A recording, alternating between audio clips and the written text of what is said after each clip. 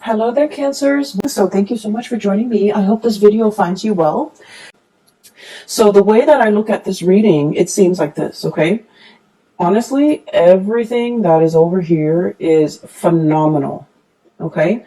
We do have these two cards that they're coming out very early on in the spread, so I feel like their energy can feel a little bit heavy. So these are emotionally heavy cards. And then if you can, find yourself kind of like bouncing above this or overcoming this, everything here looks very promising. All right. When I was shuffling out this spread for you, I saw an image, and it looks to me like a gas station back in the 60s, 70s. So I see this young man. He's driving like an Oldsmobile. Like it's a really really old car, but he painted it red, and he takes really good care of it. He's giving it like premium grade gasoline.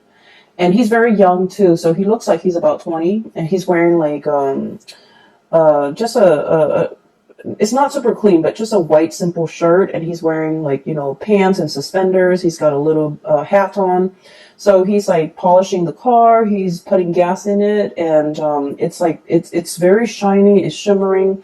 It seems to me like it might be a car that his dad passed down to him or his grandpa passed down to him. But either way, I feel like for someone who's so young, he has such a beautiful car. It seems like it's passed down to him, and so it has sentimental value. So he's at a gas station pumping gas.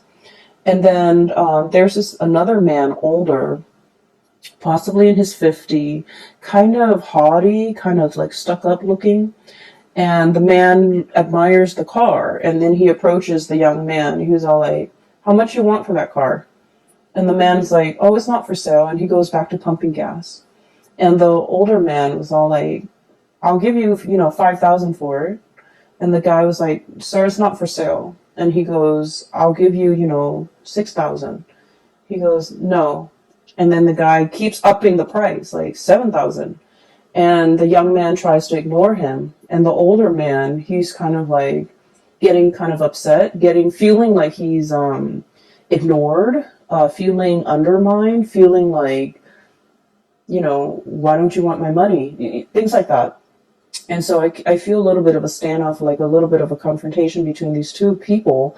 And it's done in a very subtle way. And the older man is thinking, well, everyone has a price, There's a price for everything.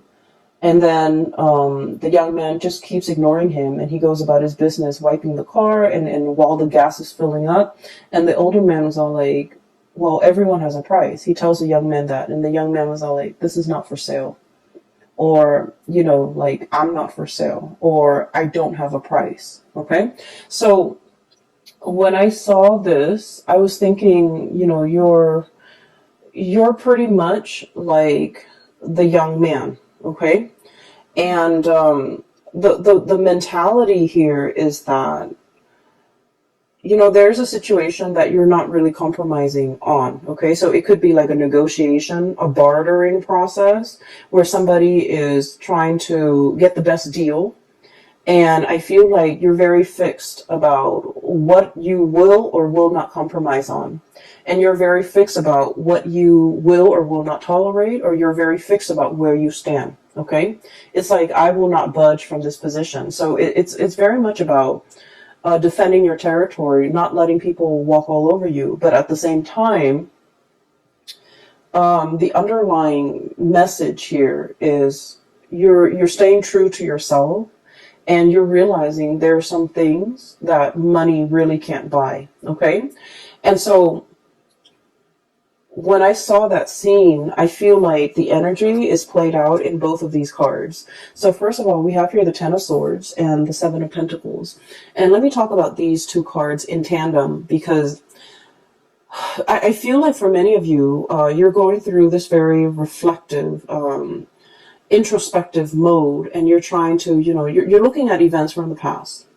You're looking at everything that you have done. Okay, he's got a broom in his hand. Little red broom right there, and it's like cleanup. Okay, major cleanup, major repairs, major like overhaul. Okay, like I feel like it's cleaning up the pieces of your life, cleaning up a situation that has gone astray, cleaning up a situation that has gone awry, cleaning up after a potentially like an aftermath of some event that was not completely desirable. Okay, cleanup is messy.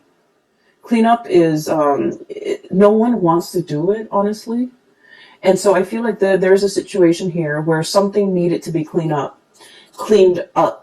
And you've gone through that process of cleaning up, and you're sitting still, contemplating and trying to figure out, what was that all about? What could I learn from it? Why did it happen? Why did these events happen the way in which they did? And, how do I ensure that it doesn't happen again in the future? I feel like there might have been a falling out, okay, between you and another person. I have here the Ten of Swords.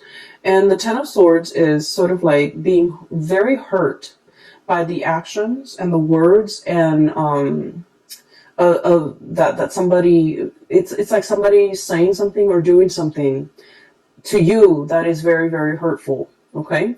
And with the Ten of Swords, it's like, whoever that's launching the swords, they had 10 tries and they hit the target every single time.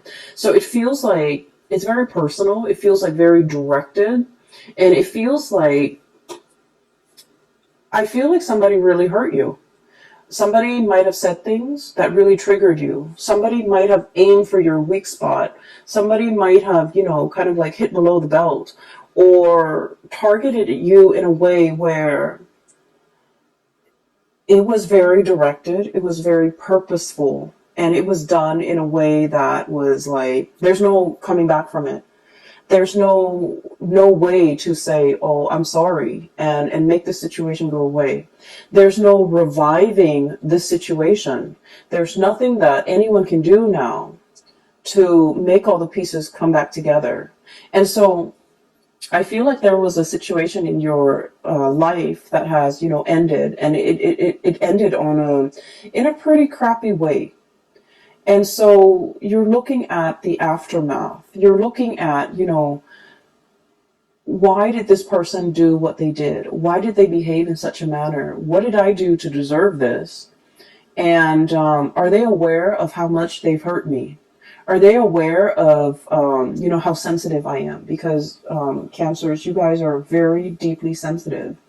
And that is why you don't go out of your way to hurt anybody. Because you understand that, words can cut and words can't be rescinded. They can't be taken back. And so I feel like you're contemplating and trying to understand the situation. Why did they say such hurtful things? Why did they do what they did?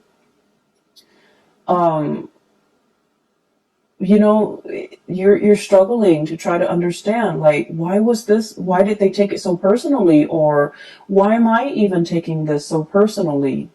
And what you have to understand, though, is I feel like, there was a situation here where somebody's ego was at stake. Okay, somebody's like, somebody either felt very ignored, somebody either felt very undermined, kind of like that man. It's like, I'm here, I'm trying to make you an offer, and you're not even listening to me. You're turning away, and things like that. And I feel like you were dealing with somebody, and whatever you told them, they couldn't take no for an answer. Okay? It's like telling them no multiple times. And you guys in general are not super assertive. But when you say no and then they refuse to acknowledge your no, or they refuse to accept it, I feel then, you start to ignore it. And then I also feel like this person was like fighting for attention. This person wanted to be the center of attention. This person wanted to make themselves heard. This person felt ignored. They felt overlooked. They felt like it was really affecting their ego. And so whatever was directed at you, it has nothing to do with you. It has everything to do with them and their insecurities. Okay? Not being able to hold their own, not being able to, talk to you like an adult, not being able to kind of approach you in a serious manner and in the spirit of, resolving things rather than just blindly attacking you. So I feel like there is a situation here. And no matter how much you try to, kind of like go over the events in your head, I feel like there wasn't another way that there wasn't another outcome that could have come out of this.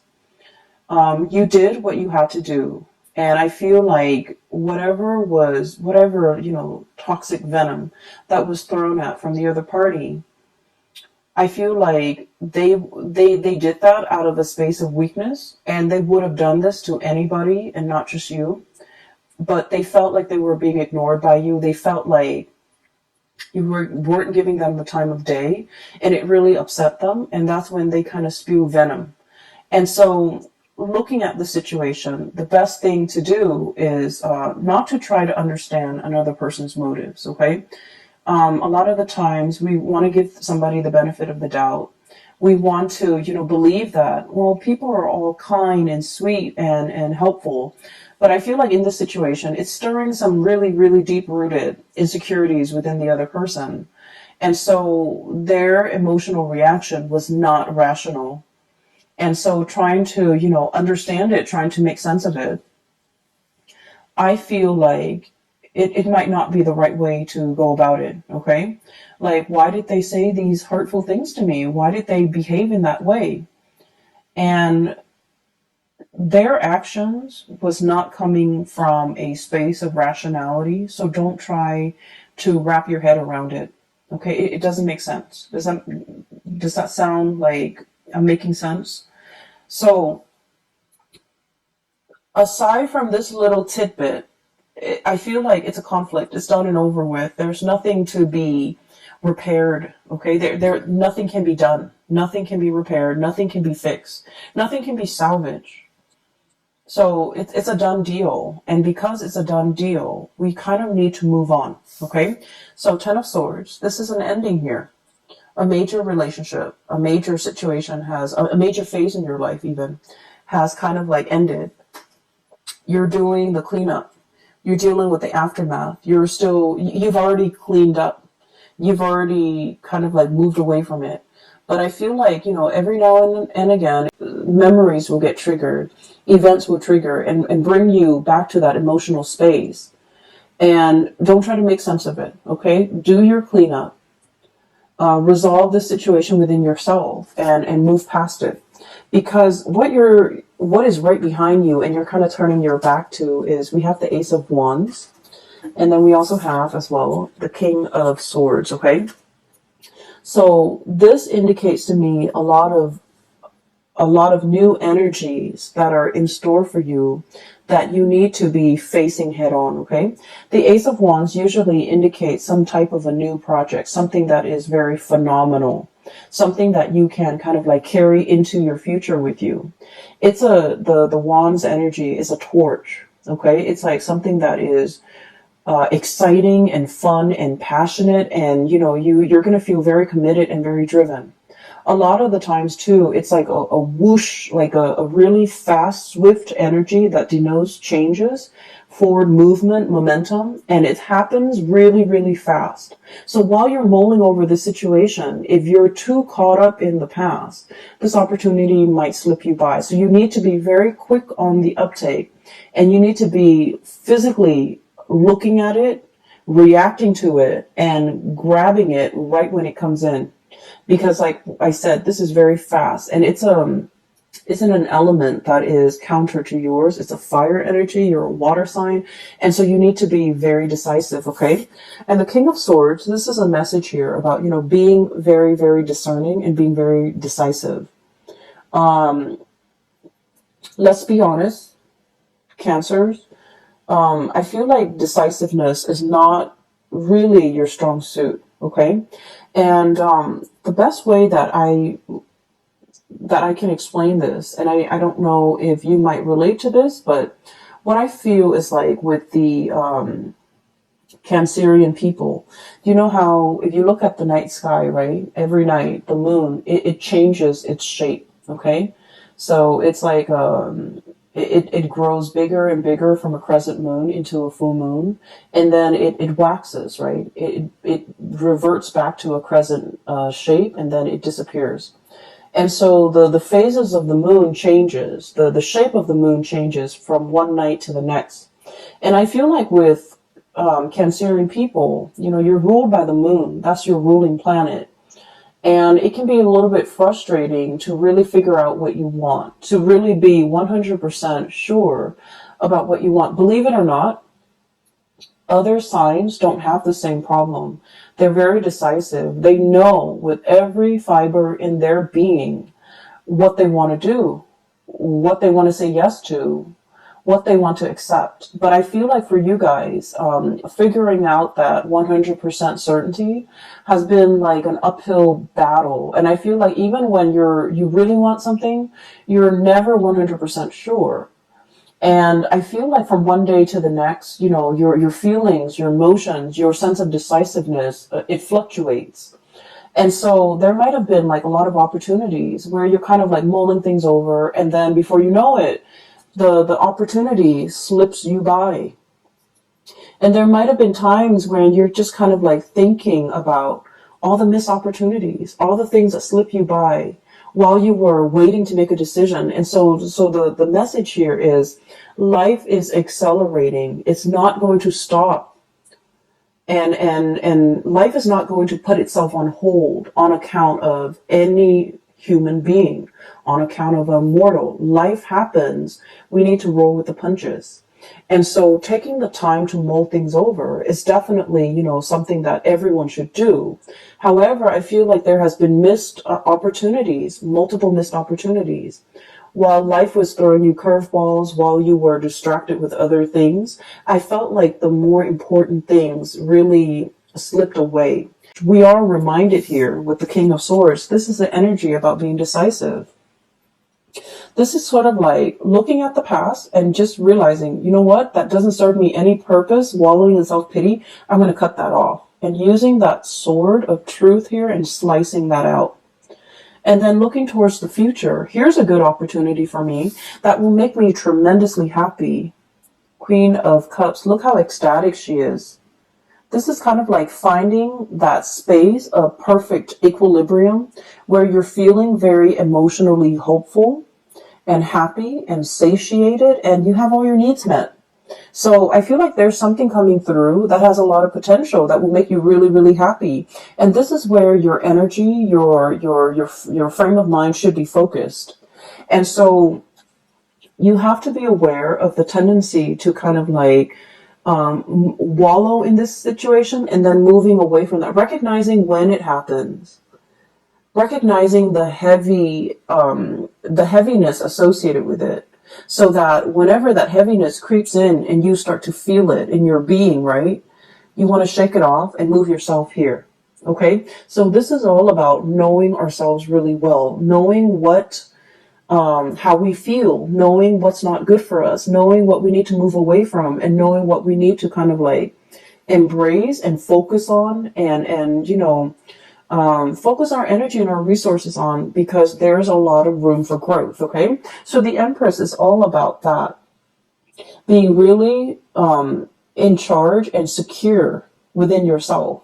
The Empress is about abundance. It's about creation. And it's also about like, it's somebody who's very nurturing, very caring. And whenever I think of a Cancerian person, I think of the Empress, because the Cancerian person, they will invite, guests to their home. They will feed their guests. They will make sure everyone is comfortable, everyone's happy, everyone is thoroughly fed. And it's like being very gracious, being a really good hostess, but really caring about another person's well-being, really caring that the person has enough to eat, really caring that the person is, not suffering from the cold and the heat or the chills of the elements. So I feel like there's a lot of opportunities here where you are in charge. You're going to be either taking care of people or, making sure that people are well taken care of. And so I feel like there's some project here that are in the works for you that will make you really happy. It's kind of like right up your alley, and it speaks to it will require you to tap into all the skills that you're very proud of within yourself. Being a good caretaker, being of service to other people, being in an environment where you can, make a situation better for a group of people, for humanity in some way. So I feel like it's not ego driven. It's a position or a situation where you can put all your skills to good use, and this is where your energy needs to be focused. Okay. You have two aces here. Oops, sorry. You have the Ace of Wands, which is new projects, okay? Something that's coming in very, very fast, very, very fast. And it's catching you unawares, I'm feeling. And then we have as well the Ace of Swords and two aces. And the Ace of Swords is about being decisive.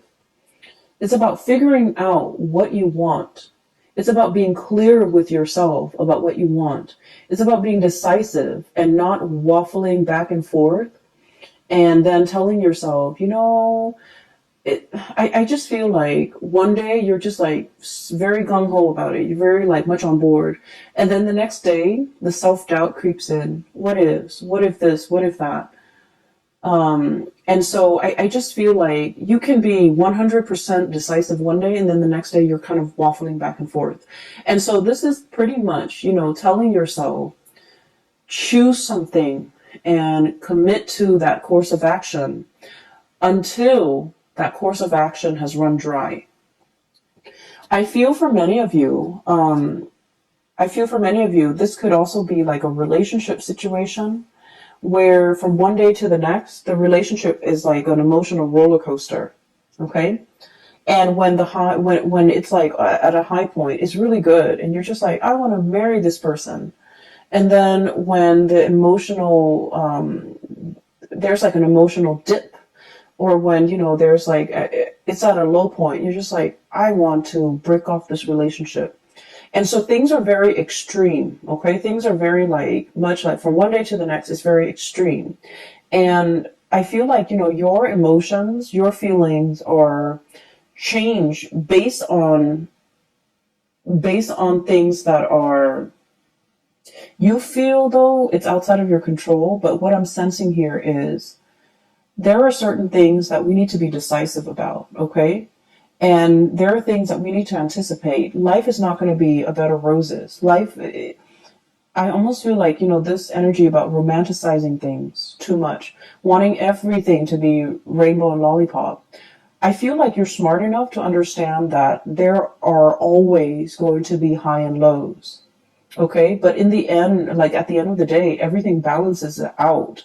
But I feel like for many of you, when the high is really high, you're kind of caught up in that emotional high and you're trying to recreate it. And so when the situation hits an emotional low, you feel like you can't handle. You feel like you don't want to be in it. You feel like you can't handle it. And so what I'm sensing is when it's an emotional high, take it for what it is. And, understand that there will always be good days. There will always be bad days. And don't let those bad days dictate how you feel. Don't let those bad days get you into a negative space. So emotional moderation is one thing, but also being realistic enough to know that there are always going to be ups and downs in life, at work, in relationships, in all your interpersonal dealings.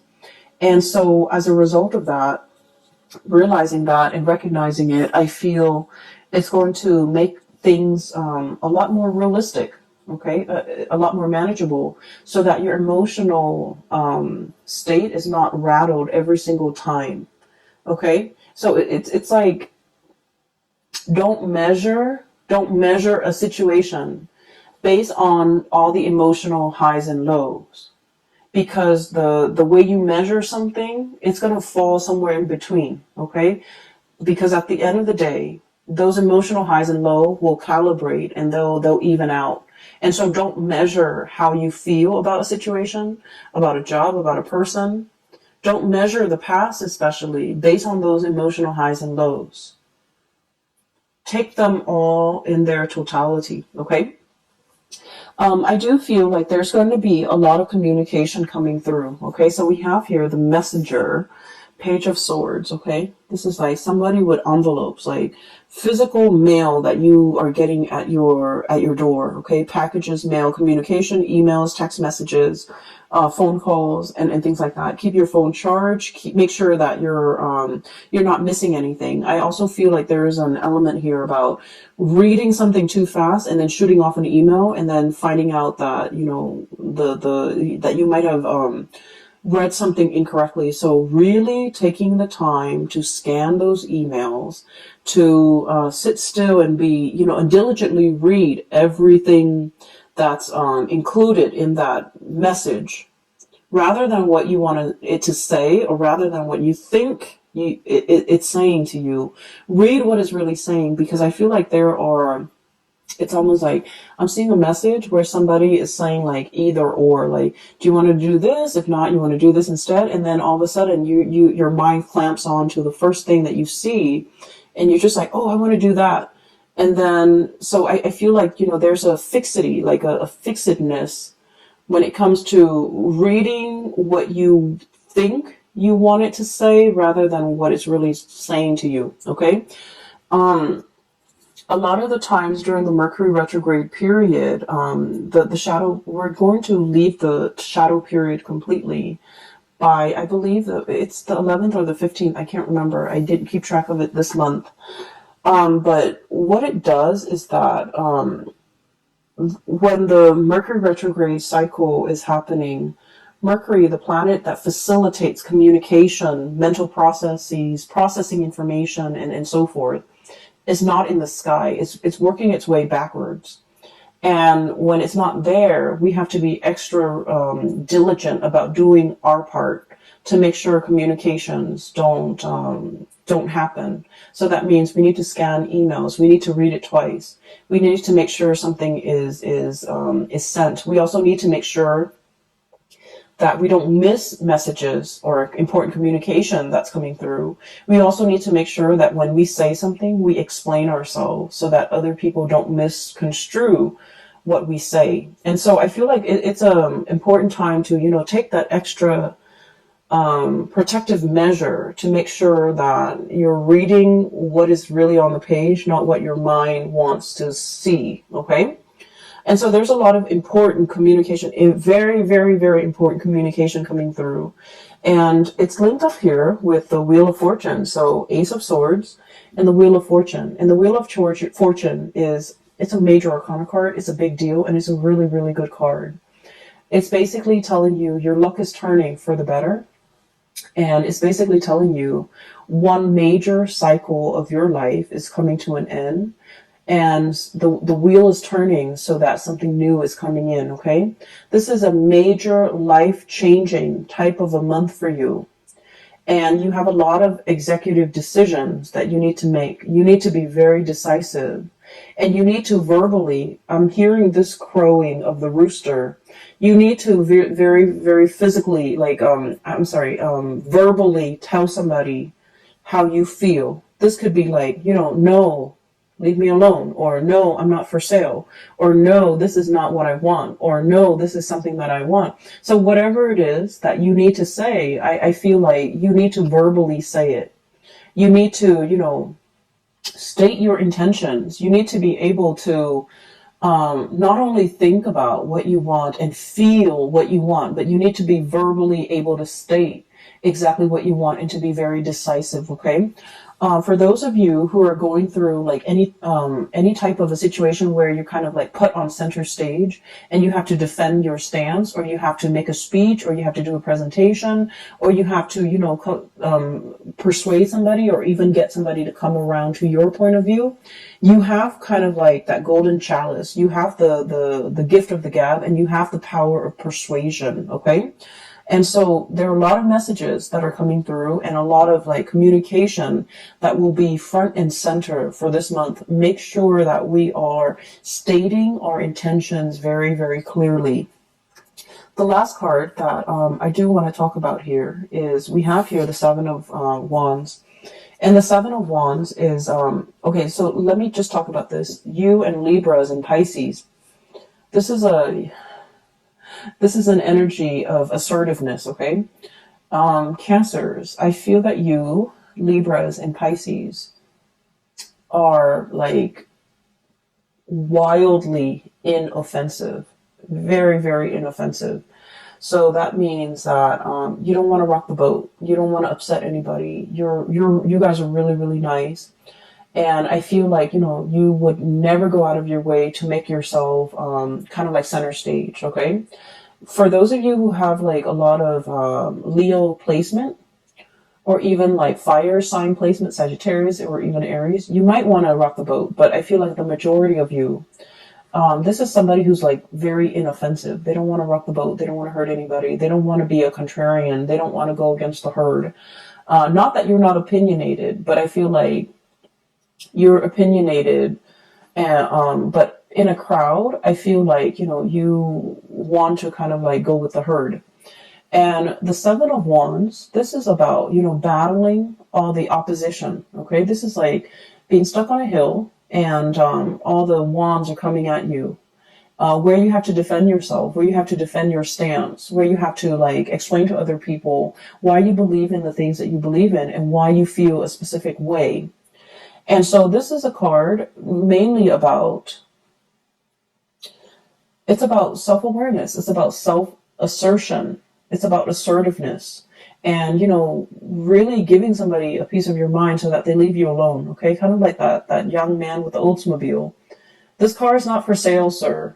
And, raise your voice, say what you need to say so that the other person gets out of your face. And I feel like there's a lot of power to be had here by speaking your truth, by stating your intention, by, saying something with assertiveness, and let that be enough to make the other person accept what you have to say. It's not about, repeating ourselves. No, it's not really for sale, and kind of like in a passive aggressive way, but like saying, no, it's not for sale. I'm not for sale. I don't want your money. I don't want your attention. I don't want anything you have to give me. And so I feel in a way, it's sort of like coming to terms with times in the past where you have not been like this, where you felt like your power, the things that you say have been drowned out, where you felt like you didn't have an opportunity to speak your truth. It's about rectifying these missed opportunities. It's about looking at the past and figuring out, where have I been kind of like wishy-washy, or where have I not been assertive, or where have I let my truth kind of drown out or get drowned out by the voice of the herd. Okay. Or where have I been really passive aggressive with people, and, they kept pushing me, they kept encroaching upon my boundaries and my space, and they didn't leave me alone. What could I have done differently? And I feel like a lot of it is just this massive crowing, like, stating your truth and being very firm. So, sometimes it's not the things that we say, but the tone. Okay. So like having a very firm stance, and you can't have a firm, it's like you can't say something firmly and with conviction unless you feel it in every fiber of your being. You have to feel something a certain way. Like you have to feel it, and you have to feel that conviction before you can stand in front of a crowd or stand in front of an opponent to be able to tell them, back off. Okay. So this is about reclaiming your space, and this is about reclaiming, your sense of self, knowing yourself well, knowing what works for you, and defending that. Okay. I feel like for many of you, there might have been a relationship situation here where somebody might have said some mean things. Okay. And I feel like, there's no going back to it. Okay. Cancer, there's no going back to it. It's 10 of Swords here.